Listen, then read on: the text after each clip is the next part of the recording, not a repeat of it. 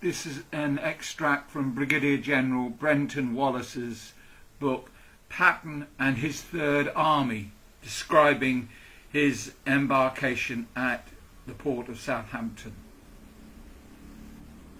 Everything about Overlord had to be done with the greatest secrecy. Those in the know who had the top secret information were comparatively few and were sworn to silence. Only a handful of the highest officers in England had all, or nearly all, of the real information. No one, not even Eisenhower, had the date of D-Day, for he himself did not set it until almost the time. For weeks beforehand, stores and supplies were accumulated in the vicinity of the embarkation ports by the base sections SOS for the Americans and the equivalent British commands for the British. The British Movement Control and the US Transportation Corps handled all the troop movements and schedules, either by train or road in the UK. Liaison was constant at that time between the military and the civil authorities, police, fire, etc., and with the Navy. The defence of this great movement, chiefly anti-aircraft smoke and firefighting units, rested with the British. The British also took care of all the signal communications during this period. All organisational equipment was marked with a unit serial number, the unit colour, stripes and the cubic feet and weight. Movement tables and troop lists were pre-prepared. The troops were divided into the assault and the build-up forces. The assault were the troops which made the actual assault landings across the beaches of Normandy. After these followed the build-up troops, which reinforced and maintained the Allied expeditionary forces. All troops initially passed through the concentration area. For some this might be their original home camp, for others a camp closer to the southern ports of England. From this concentration area, units moved by either rail or road to the marshalling areas. Units might remain here for up to 2 weeks, usually 4 to 6 days. In these marshalling areas, static forces cooked meals for the troops. This was called hotel services. The final markings were completed, defective vehicles were replaced, all vehicles were waterproof so they could not land in salt water and not be ruined, and troops were broken down into unit parties and formed into craft loads. From the marshalling areas, units then moved into the embarkation areas. This move was made under their own power over the roads by craft or shiploads.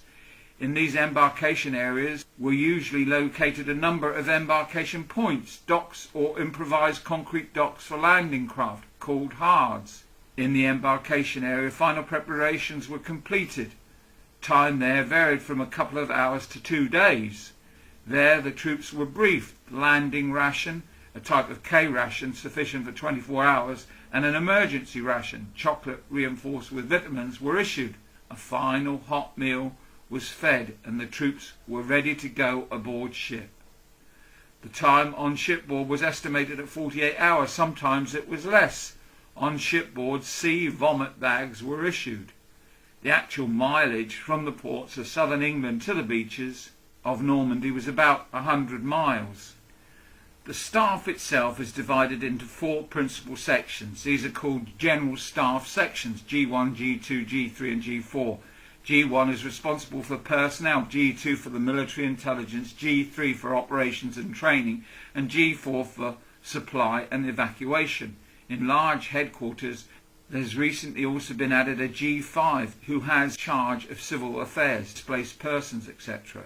The appearance of activity was frequently designed to impress someone higher up, and the job was really a clock-punching one. Not so in the Third Army headquarters, however. Nothing was done there for show or appearance. Everything was practical and for a purpose. The old man hated show and sham.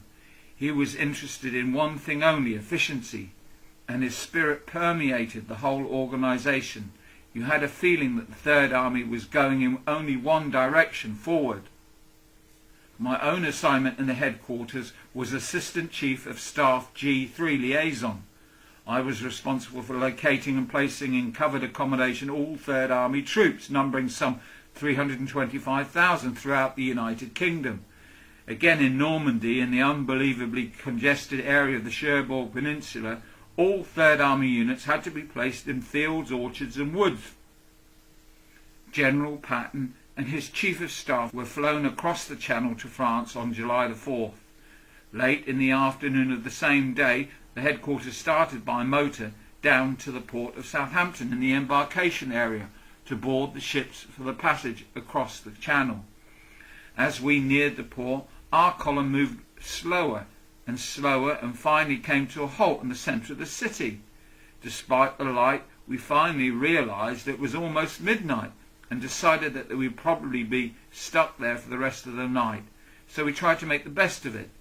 We all had our own motor equipment, of course, for we had been made independently mobile for the campaign. I personally had my own jeep and trailer and my sergeant driver. All of my equipment, including my command post tent, bedding, roll and other personal belongings, as well as those belonging to my driver, were in the trailer covered with a tarpaulin. Earlier in the evening we had become pretty hungry, so opened some K rations and ate them for the first time. They were supposed to be full of vitamins, but to us they tasted terrible. Later in France we changed our minds and thought they were excellent. Sometime after midnight we located an army kitchen and got some hot coffee. Some of us tried to sleep on the benches in the park, opposite which we were stopped. But I never realised how hard park benches really were.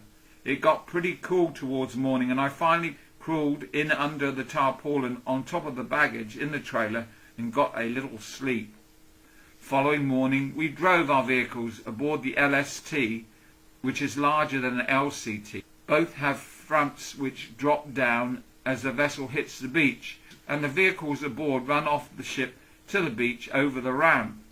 The LST has two decks, the upper one reached by a large elevator which carries vehicles from deck to deck.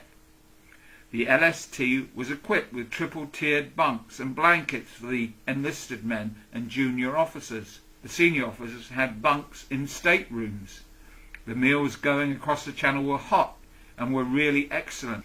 The whole trip over was surprisingly comfortable.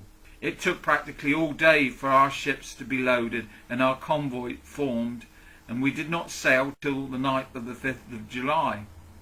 When we came on deck the next morning it was a beautiful clear day and the Channel was quite a sight. In front of us and behind us, as far as the eye could see, were LSTs, Liberty and Victory ships in double column ploughing across the Channel. Each ship carried a silver barrage balloon extended on a cable from its stern. It was really a bridge of ships. On each side of the double column, destroyers flitted here and there, and off in the distance could occasionally be seen the low outline of a cruiser or a battleship. As we neared the French coast we began to hear the rumble of guns, demolition charges along the coast, and once in a while an explosion of a mine. As we approached Utah Beach we saw a great deal of wreckage, smashed craft and vehicles, and many underwater obstacles, although many of these things had been removed. Our LST beached shortly after noon at 6th of July, and we drove ashore over the ramp formed by our dropped bow. The beach traffic was fairly well organised, although dozens of ships were lined up on both sides of us discharging their loads onto the sand. We drove over a sort of highway marked by the vehicles along the beach, then up a ramp built through an opening in the sea wall onto the land above. Beach, strong points and enemy gun emplacements which had been captured or smashed were of course visible everywhere. We began to see minefields placed by the Heinis, marked with a skull and crossbones and the words Achtung Minen. They told us the white signs marked dummy minefields and the yellow ones the real thing.